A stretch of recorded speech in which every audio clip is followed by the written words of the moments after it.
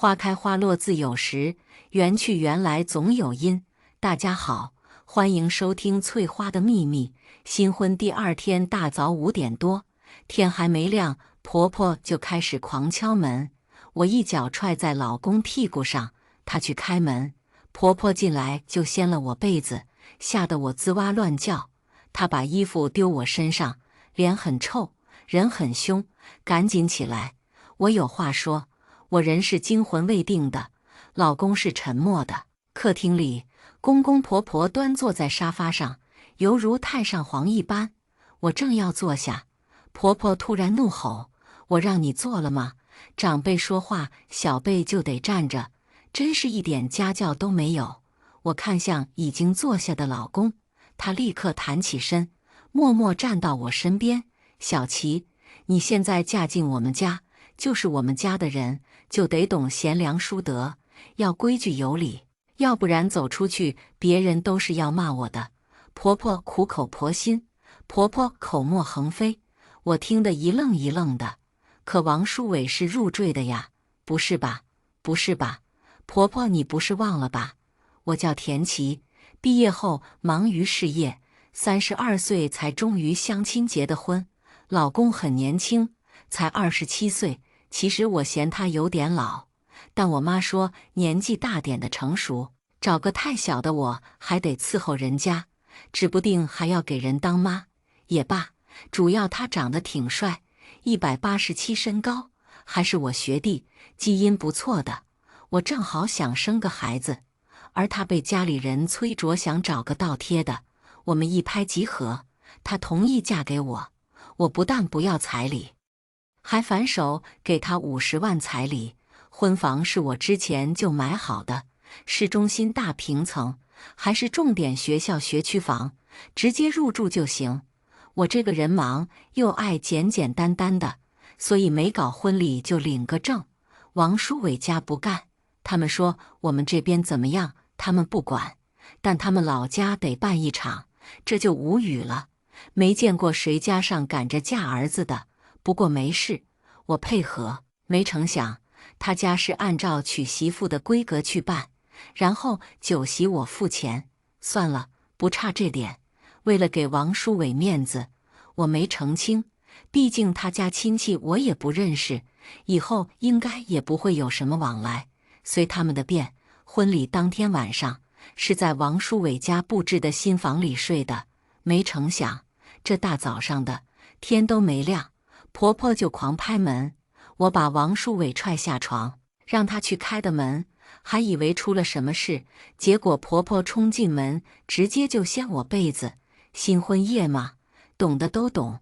王书伟又帅，我当然把控不住，所以被子底下一丝不挂，突然被掀开，当然吱哇乱叫。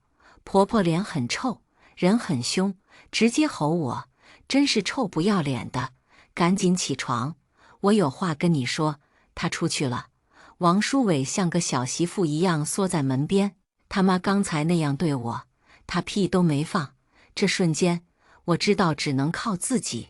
算了，自己花钱娶的媳妇，还不是得宠着。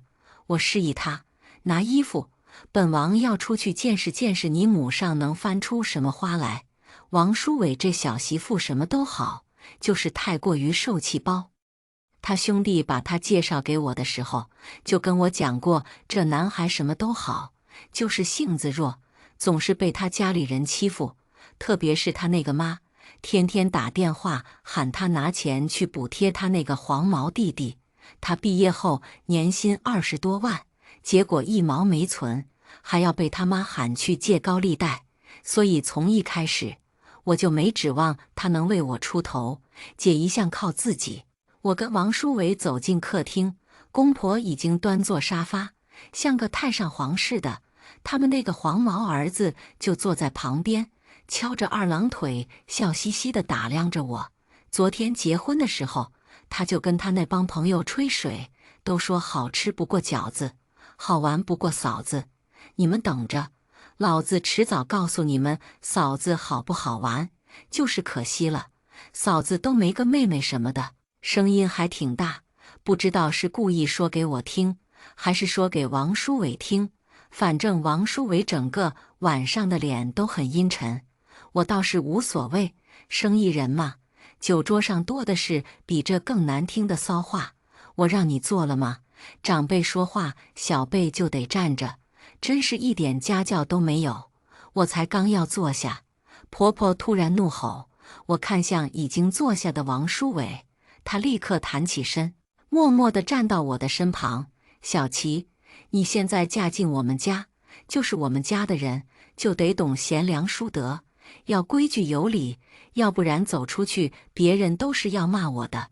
婆婆苦口婆心，婆婆口沫横飞，我听得一愣一愣的。可是王书伟是入赘的呀，不是吧？不是吧？婆婆，你不是忘了吧？那都是哄着你爸妈玩的。女人就是嫁鸡随鸡，嫁狗随狗。你嫁进我们家，就是我们家的人，死了都是我们家的鬼，懂吗？这样，先打100万过来给耀祖买辆车，而且你当嫂子的，接下来就得为耀祖的婚事操持了。我们要求也不高，就在你们住的那个小区，也给耀祖买个房子。婆婆这边口沫横飞，公公那头笑出一口大黄牙。所以我是什么很贱的大肥肉？他们说吃就吃，还要用这种吃定我的态度命令似的。我还是坐下了，翘起了二郎腿，后背往沙发上一靠，勾了勾手指。王书伟立刻会意，凑过来给我捏肩。你这是在做什么？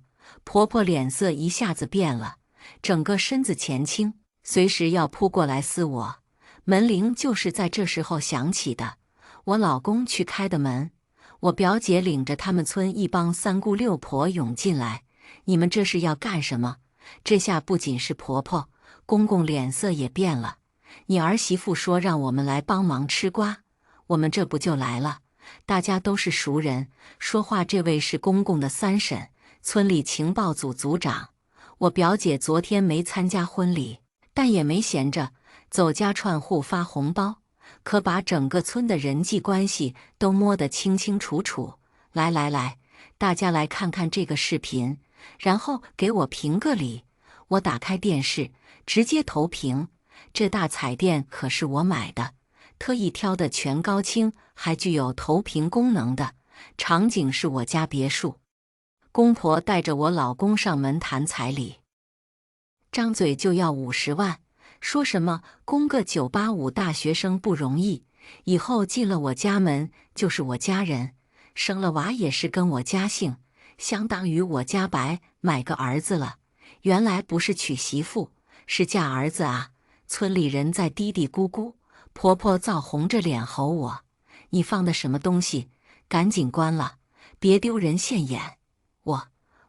关掉后问婆婆：“你刚才说什么是糊弄我爸妈来着？女人就该嫁鸡随鸡，嫁狗随狗。我们村里哪个女的不是这样？怎么到了你这就能搞特殊了？”婆婆理直气壮，旁边公公的三婶顿时就听不下去了。我说：“淑梅，话可不是你这么说的，嫁汉穿衣吃饭。你问问我们村哪个娶媳妇不得花个几十万？像我前几年给儿子娶媳妇，彩礼就得20万，还得买车买房，镇上的女方还嫌弃，还得去城里买。你这连酒席钱都要女方付，怎么也能舔着个脸说什么嫁鸡随鸡，嫁狗随狗？就是，入赘就该有个入赘的样。淑梅，你该不会是想反悔吧？这叫骗婚，咱们村可不许这样，骗婚就报警，去把村长找过来。三姑六婆七嘴八舌，比我还激动。表姐对我使了个比心的手势，我笑了。钱到位，果然什么都好办。书伟，你赶紧说句话。婆婆还是忌惮这帮三姑六婆，冷脸看向我老公。此刻，王书伟就像只鹌鹑一样缩在我身旁，现在更是又往我身后瑟缩了下，还扯了扯我的衣袖，像极了要被欺负的小娇媳妇。没办法，我就好这口。我握住他的手，声音不冷不热：“嫁进我们家，自然就是我们家的人。那就算说话也是替我们家说话。这位外姓人，你别本末倒置了。噗！表姐笑了，接到我的一记眼刀，立刻附和：就是就是，舒伟，你就由着你老婆这么胡来。婆婆急了，面红耳赤地冲着她儿子怒吼，就连公公也在大叫：反了反了，确实是反了，就是饥荒卖粮也没你们这么漫天要价的。怎么觉得结了婚我就是你们家的猪，随便宰了吃肉？我是个商人，从来就不打没准备的仗。门铃再一次响起，表姐跑着去开的门，进来的是我司的律师团，特别是领队那位程律师，打官司就没输过，界内人称鬼见愁。婚前协议书是他亲自起草的，现在就摆在众人跟前，怕婆婆听不懂，律师团还做了个 PPT， 投屏到电视机上，逐条逐条的讲解。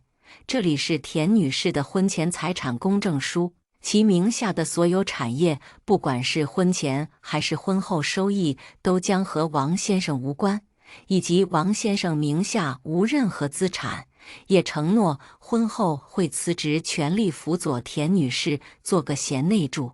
所以若是离婚，王先生将会净身出户。什么意思？你要辞职？那哥，你每年给家的28万还有没有？公婆还有小叔子顿时就急了。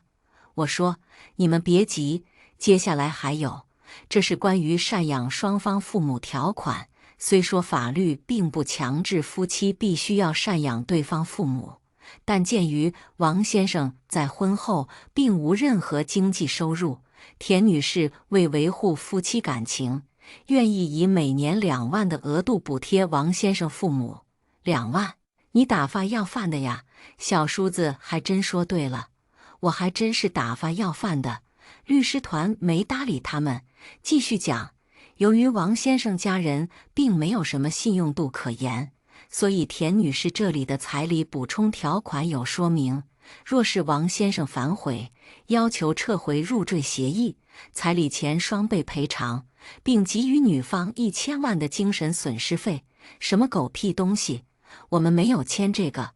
公公最先跳脚，我笑了，不是你们签的，是我老公签的，反正责任人是他，你们不用怕。舒伟，你是不是疯了？公公指着他鼻子怒骂，你是不是故意联合这女人，想要逼死我们？王舒伟没说话，握紧我的手，我仰头看他，这货眼尾都红了，可怜楚楚的，让人恨不得按在床上狠狠地咬。不过补充条款还真是他自己提出来的，果然知子莫如父。你们这是诈骗，我们根本就不知道这些东西。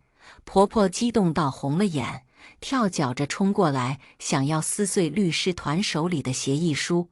我笑，给他撕，不过是复印件，多的是，到时候多扛几箱过来，让他撕个过瘾。造孽呀！我辛辛苦苦养大儿子，好不容易供完大学，还供他读了研究生，现在联合外人来欺负我呀！我不要活了，让我死，让我死啊！婆婆开始哭天抢地，嘴上说着要死，却是坐在地上拍大腿。这位婆婆讲话要凭良心。我老公读大学的学杂费跟生活费都是靠勤工俭学跟助学贷款，每年最少都要倒贴给你们好几万。读研究生的时候，更是每年都不少给个10几20万的，何来的你好不容易？我了解的可清楚了。王舒伟这货虽然是个软包子，能力却不低，光是年薪就不下20万，还有各种补贴等等，全都倒贴给他们这一家了。别的不说，就是这村里的3层楼，全都是靠王舒伟盖起来的。结果房本却是他弟弟的名字，他连个房间都没有，就算他不回来住，这一家子人还要远程叫他源源不断地往里砸钱，甚至还想叫他借高利贷。我不管，我儿子现在一年少说都能有20-30万，你50万就想买断？做梦！婆婆指着我鼻子怒吼，真是笑死！我是个商人，不血赚的买卖我会做吗？你那50万我们不要了。舒伟，你把这女人休了。婆婆见到我笑更加愤怒，恨不得扑过来撕我。奈何律师团8、9个男人站在我这边，这阵仗太猛，她不敢动，只能冲着她儿子无能狂吠。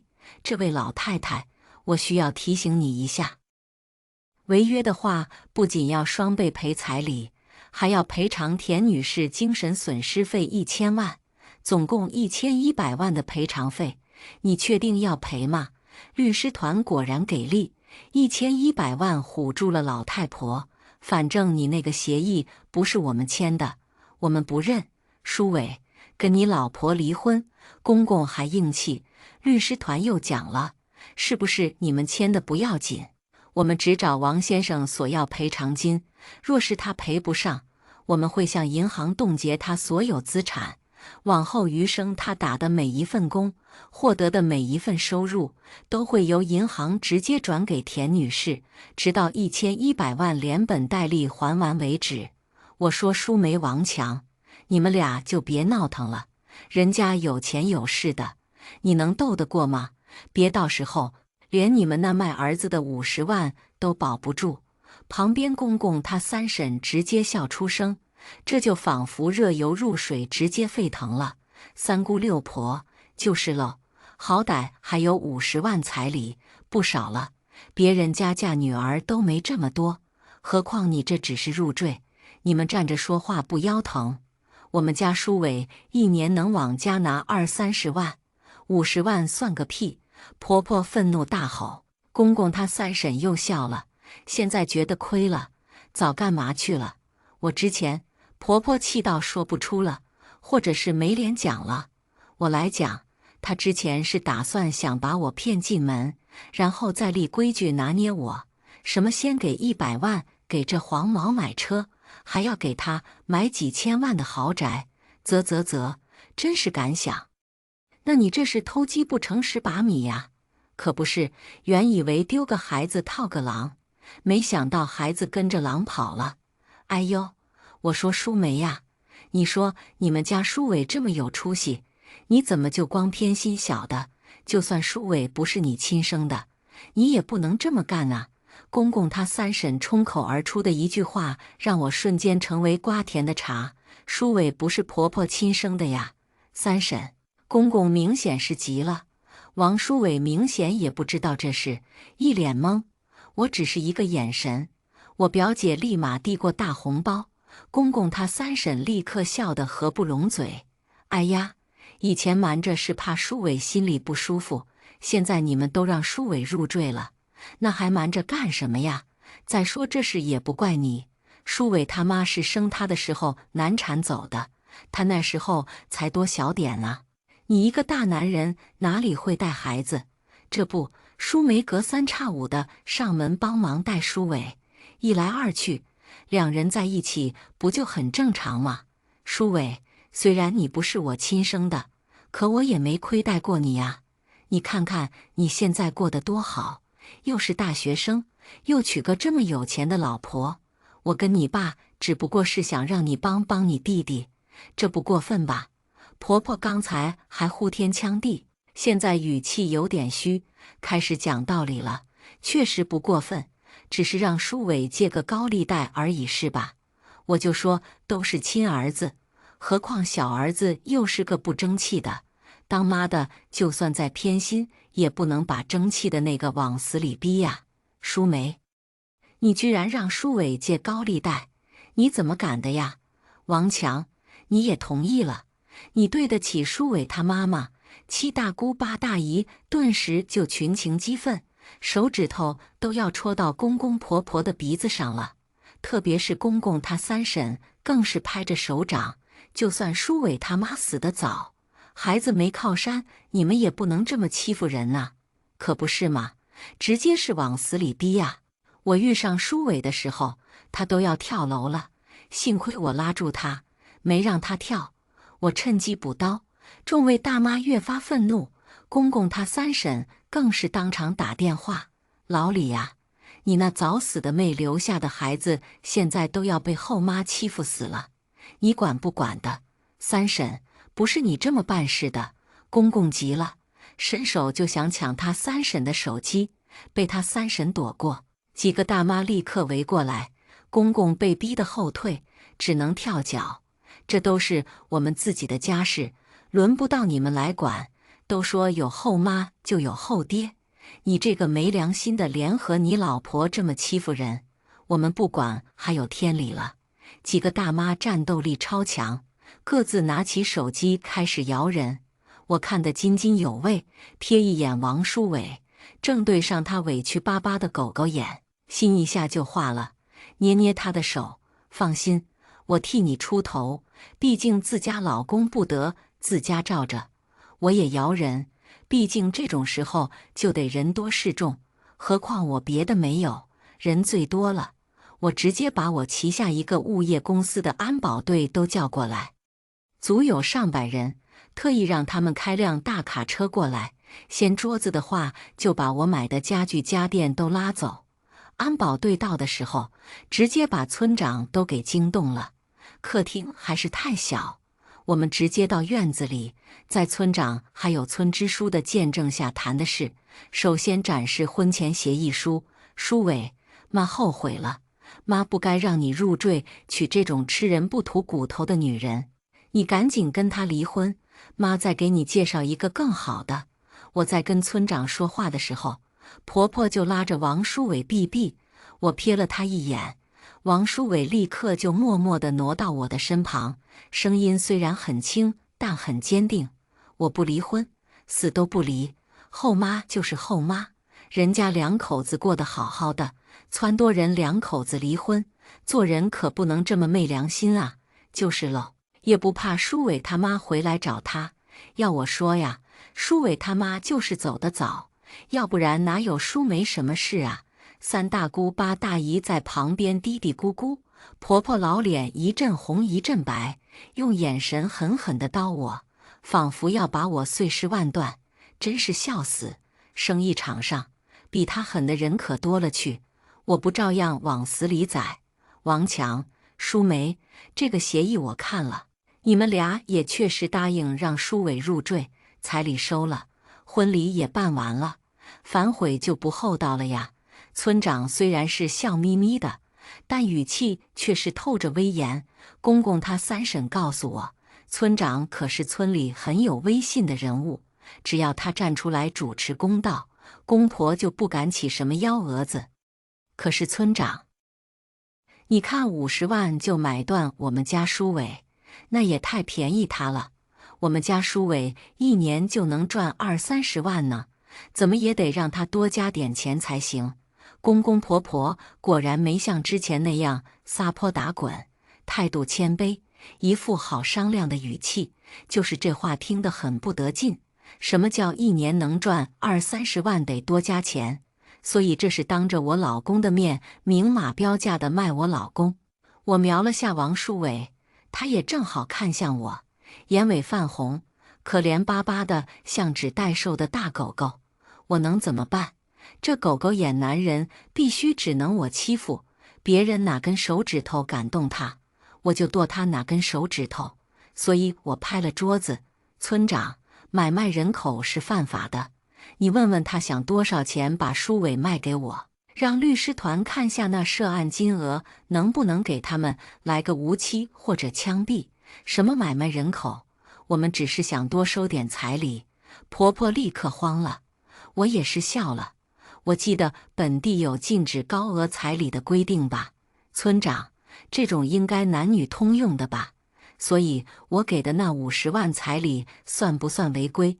他是不是应该把彩礼还我？哎，你这人怎么能说一套是一套呢？本来50万就少，你还想拿回去？婆婆跳脚，公公也跟着怒视，要不是忌惮村长，估计已经拍着大腿哭天喊地。但那又怎么样？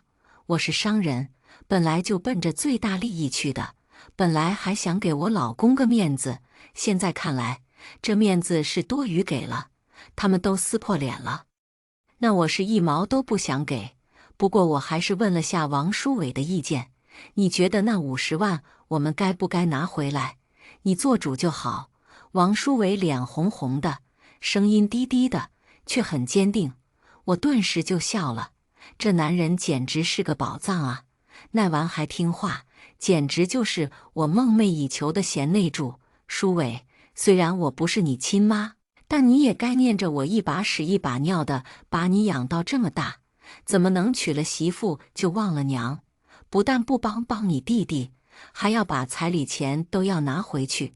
婆婆开始抹眼泪卖惨，从王书伟刚出娘胎就死了妈，到她一个黄花大闺女是怎么看他们父子俩可怜，天天上门抱着王书伟挨家挨户的讨口奶，喝到王书伟上幼儿园被人打了，她背着弟弟去给王书伟出头。好你个蔡淑梅，你就是这么坑我外甥的是吧？公公他三婶摇的人到了，一进门就扯着嗓子怒吼：你要不是犯贱送上门，一把屎一把尿的哄着书伟喊你妈，你有什么资格嫁给王强，霸占我妹留下的家业？哥，你怎么过来了？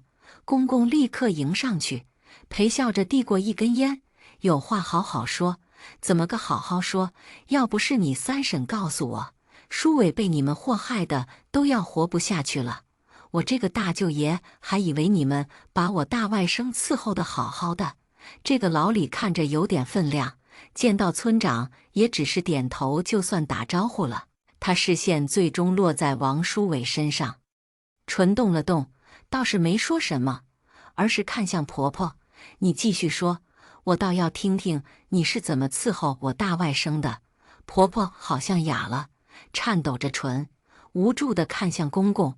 王书伟在我耳边小声：那个老李我小时候见过好几次，他从来没跟我讲过话，只是过来给我爸钱，或者送很多东西，然后就走了。我从不知道他原来是我亲舅舅。老李10几年前就跟父母到国外了，这次是特地来参加书伟婚礼的。三婶就站在旁边，听到王书伟的话，凑过来嘀咕：你也别怪你大舅，你妈生你难产走了，他们难受着呢，主要是也不知道你爸妈会这么欺负你。别说他们了，我们也不知道啊。你那个后妈两面派，表面上看着对你还不错，又是供你读大学，又是供你读研究生的，谁晓得这么黑心逼你借高利贷？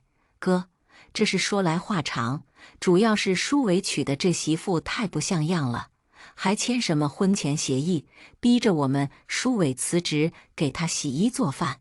你说书伟一个大男人，怎么能辞职在家伺候他一个女的？公公那边声音不小，直接倒打一耙也是绝了。我见大舅似乎还是挺在意我们家书伟，立刻起身迎过去：大舅你好，我是书伟老婆，你叫我小琪就好。关于那个婚前协议是我逼着我老婆签的。王书伟突然打断我的话，直视着他们所有人。那里面的每一条协议全都是我自己提出来，并咨询过律师，确定是受法律保护后才签的字。你读个研究生出来，就只想给你老婆洗衣做饭？大舅表示很不理解，公公更是：你这是丢人。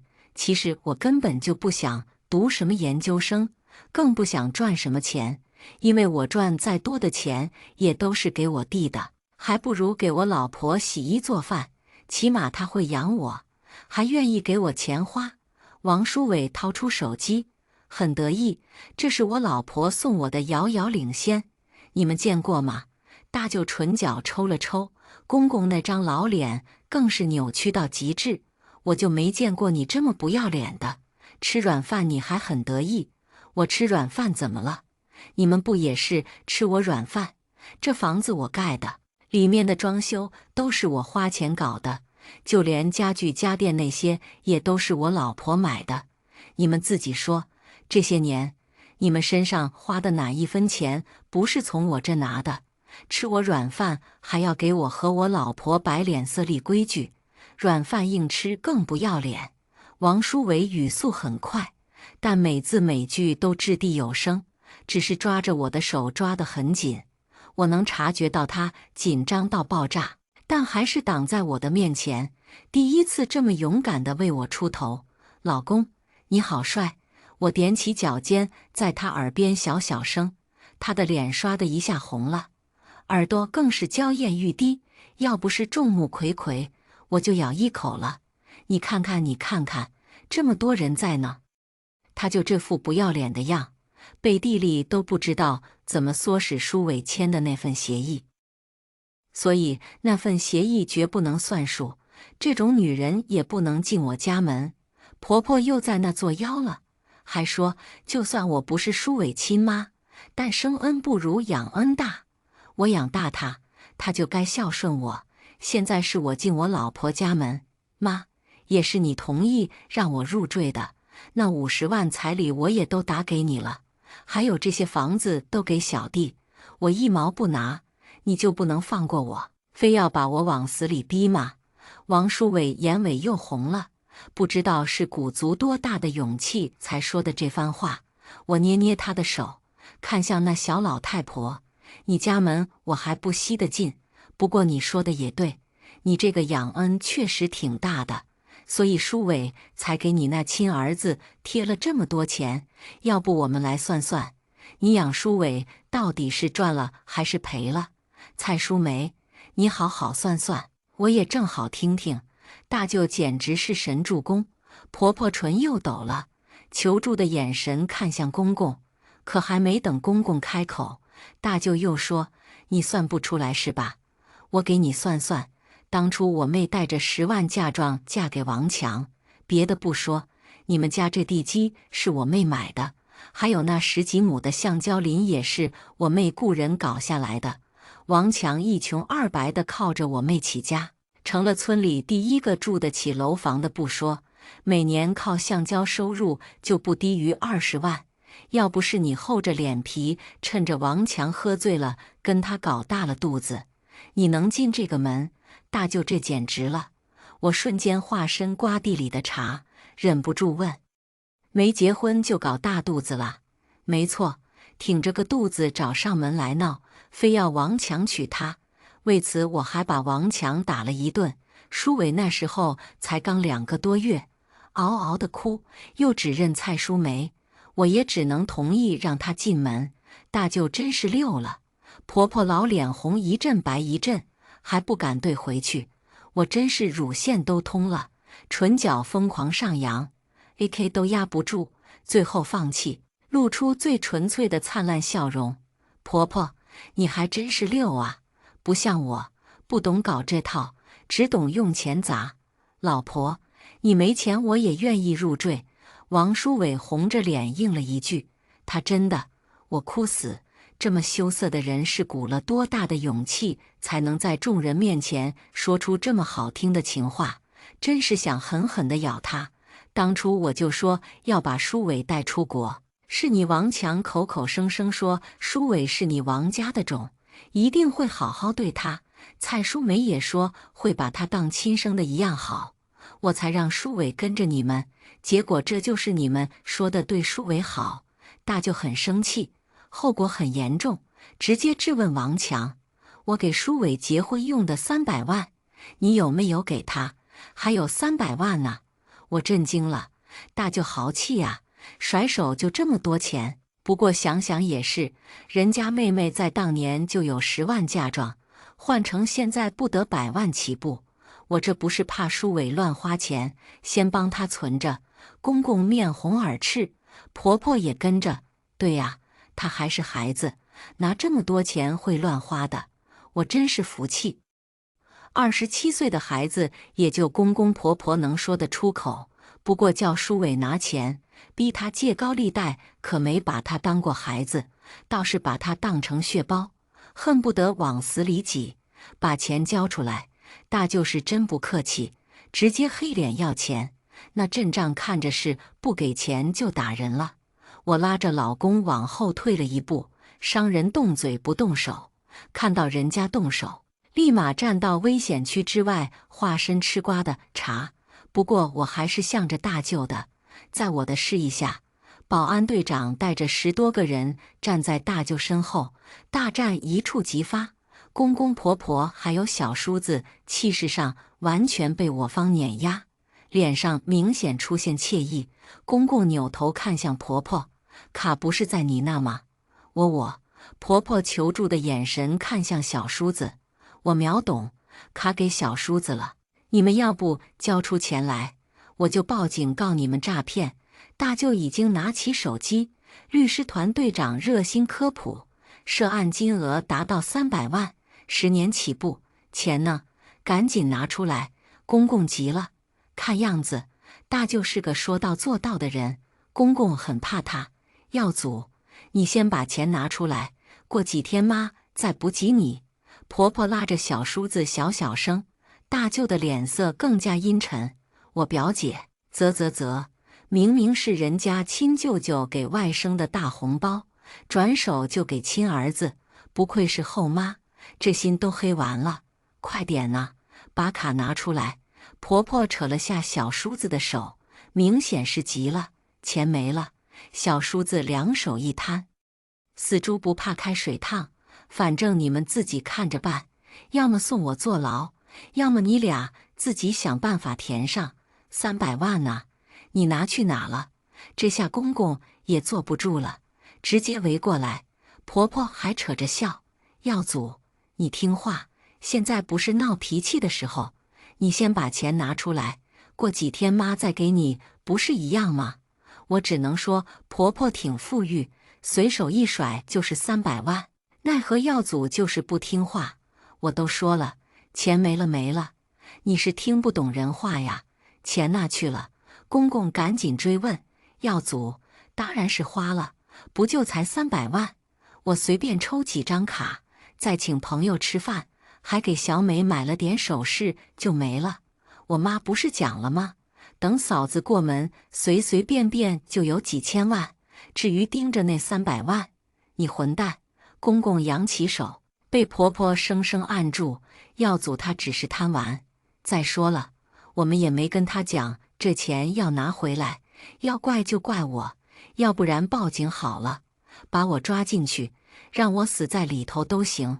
舒伟，你说你是不是要报警抓你妈？婆婆直接质问王书伟，我直接就挡在王书伟面前。现在要报警抓你的人是大舅，又不是书伟，你问书伟有什么用？就算书伟说不计较，大舅就能既往不咎了吗？我说着看向大舅，您说对吧？110吗？我要报警，这里有人骗我300万，大舅还是溜的，根本不废话。大哥。事情不是这么办的，这样，你给我们俩公婆几天时间，我们肯定把钱还给你。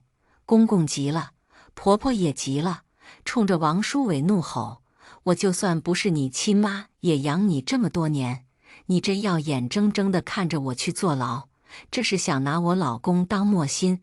书伟，你去车上等我。”我命令式的口吻。王书伟望着我，眼尾红红的。我捏捏他的脸，听话。他走了，真的走了，头也不回，仿佛下定了某种决心。即便婆婆在那无助的哀嚎：“书伟呀，妈再怎么不对，也养了你20多年呢。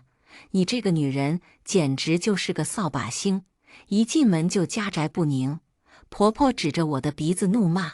我笑了：“是，您是福星光宗耀祖。”说着看向大舅：“我这律师团打官司还是挺在行的，大舅您要是有需求的话随便用。你这贱婢怎么敢的？”婆婆突然扬起手就朝我连甩，但我有钱人啊，能被人甩巴掌还要不要混了？那帮安保人员不得下岗啊！所以婆婆的巴掌还没挨到我脸上，就被我身旁的保镖一个倒扣按在地上。哎呀！杀人了！婆婆发出凄厉的惨叫。我揉了揉耳朵，是不是杀人？大家都在这看着呢，这么鬼哭狼嚎的，丢人不丢人？但是名义上都是亲家。我蹲在婆婆跟前，笑吟吟地看着她：“你说你怎么这么蠢？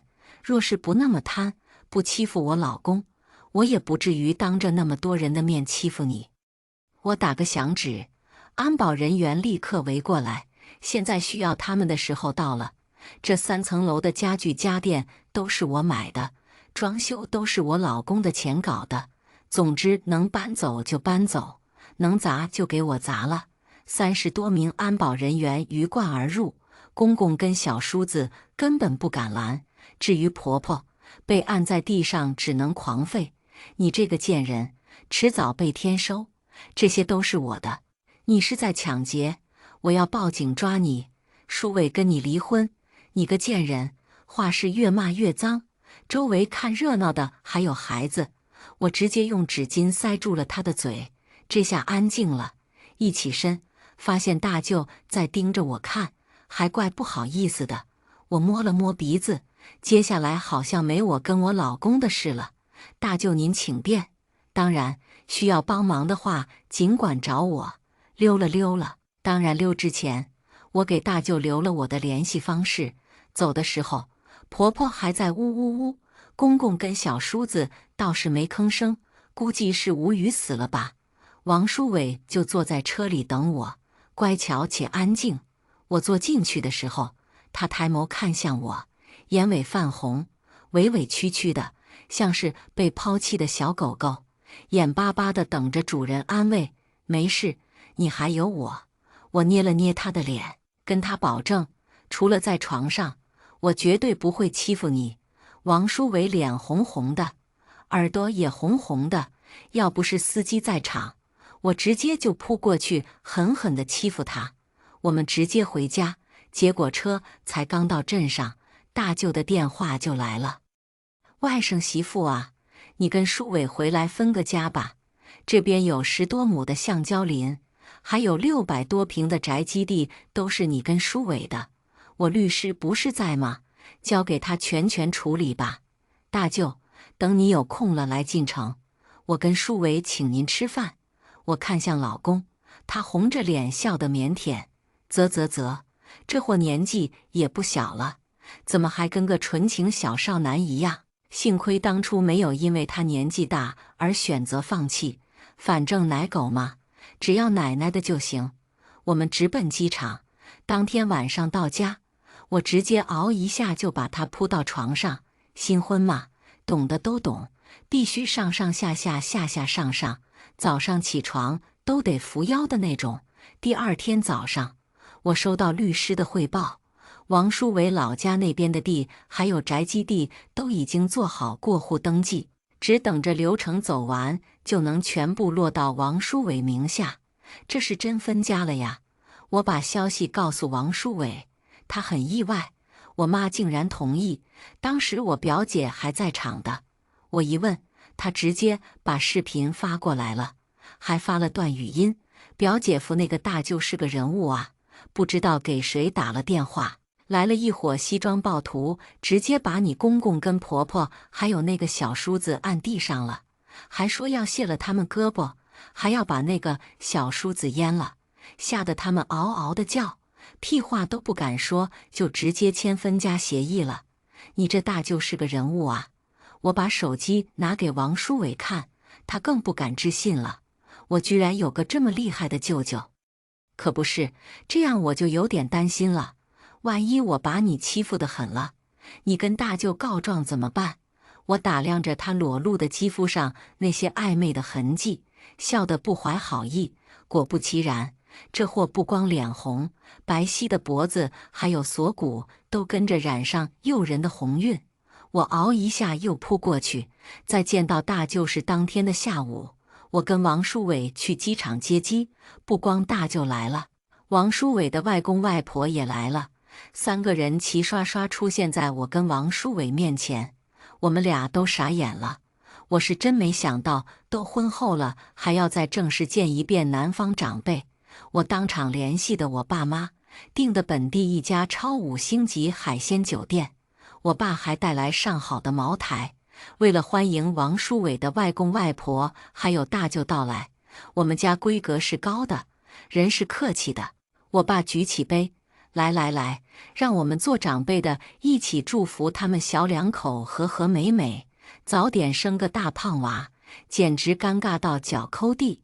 我说老爸，能不能不要不分场合、不分地点的就催生？反正外公外婆是笑得合不拢嘴。老头说这样的话就是抱曾孙，四代同堂了。说完眼睛就红了，老太太更是抹起眼泪，声音哽咽。如果我女儿还在就好了，肯定高兴坏了。妈，我妹在天上都看着呢，你别又难受了。大舅又是递纸巾，又是拍背的，老爷子红着眼睛，倒是没说话。一时间氛围有点凝重。我是个生意人，自然是不能让场面冷了。赶紧举起酒杯，来来来，我们干一杯，致敬没有在场的婆婆。我要感谢她给我生出那么好的老公，要不然我可能要打一辈子光棍了。噗！我妈差点就喷了，小声嘀咕，也不知道是谁嫌人家年纪大，她就坐在我旁边，小声是够小声了。坐在我右手边的王书伟还是看过来，我顿时有点心虚。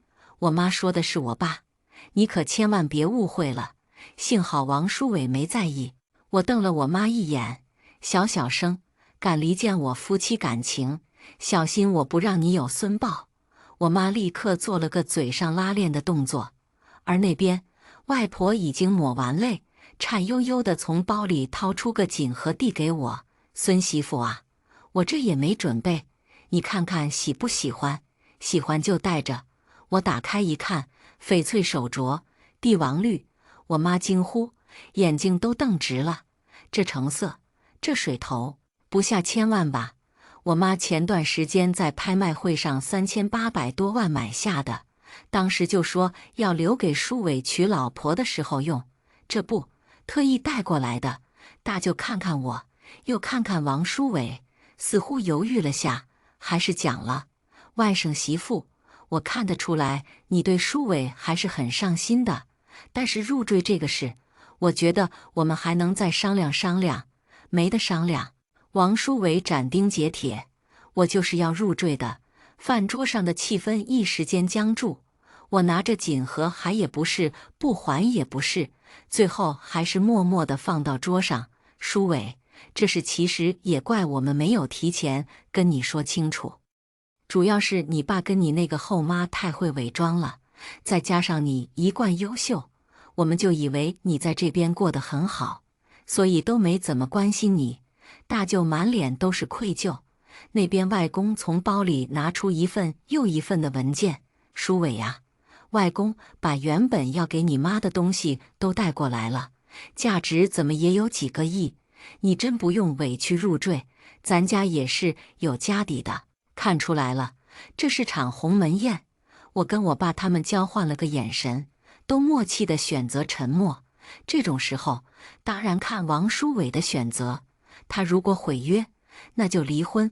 我是个生意人，最讨厌的就是那种都签了合同还要毁约的人。你们可以不把这些东西给我，也可以不认我，总之别想打消我入赘的念头。我说了，我是自愿入赘田家的，不是因为没钱，更不是因为我爸他们，而是我爱我老婆。我从大学的时候就喜欢她，一直喜欢了9年，从来没敢想能跟她在一起。现在好不容易能跟她在一起，别管是谁都别想拆散我们。王书伟那么坚定地说出的话惊呆我，顾不得那么多人在场，我冲口而出：你喜欢我9年？不是，大哥，你今年27岁，那18岁就开始暗恋了。我那时候刚上大学，去学校报到的时候，你正好从学校里走出来，视线落在我身上，还对我笑了一下。我当时就对你一见钟情了，后来才知道你是读研的学姐。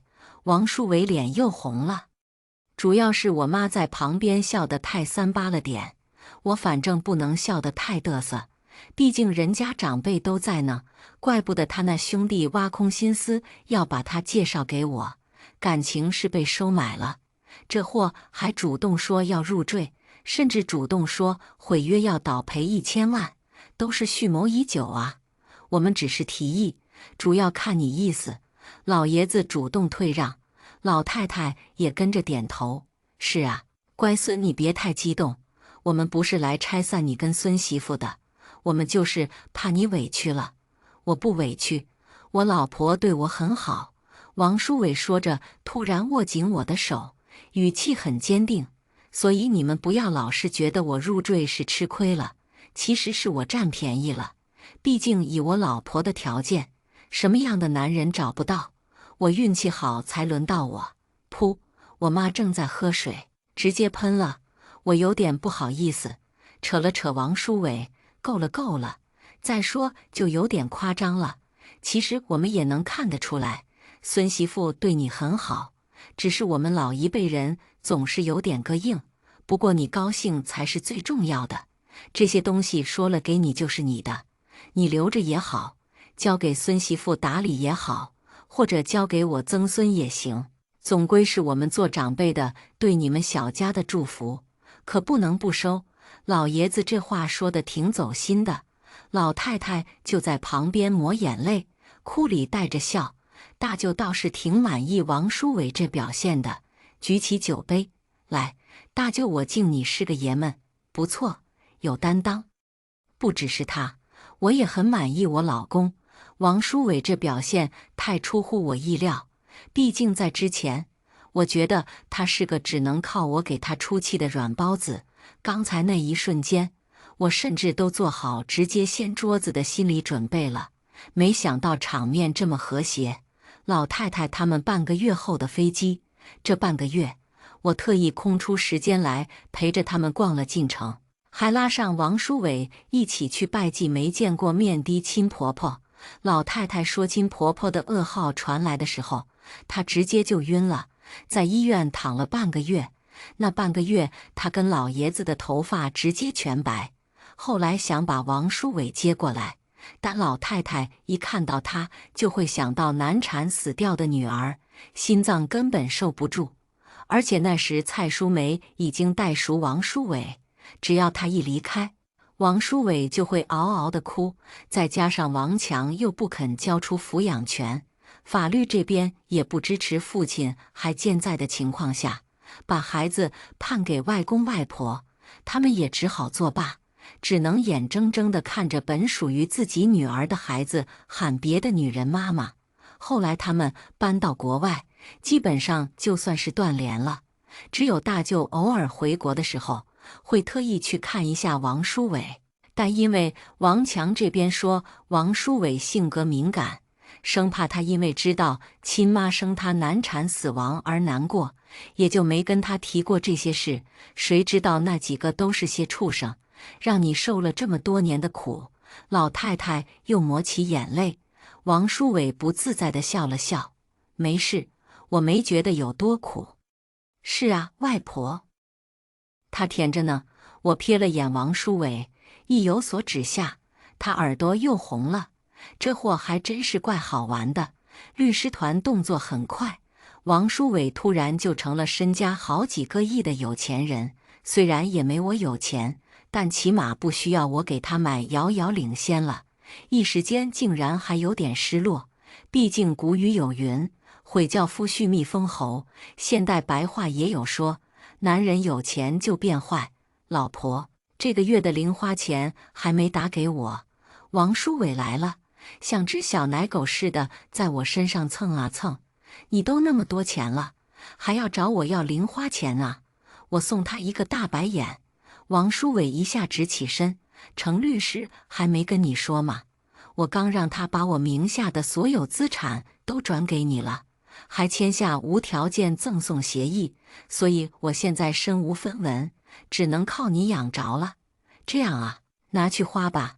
我从抽屉里拿出一张无限额度的附属卡递给他，其实早就准备好了。谢谢老婆，你对我真好。王书伟扑过来，这一次换他咬我。啊，他真是属狗的呀。今天的故事到这里就结束了。过去终将会过去，但故事已然成故事。您的点赞和订阅就是我更新的动力，期待您给出任何建议。我们下个故事不见不散。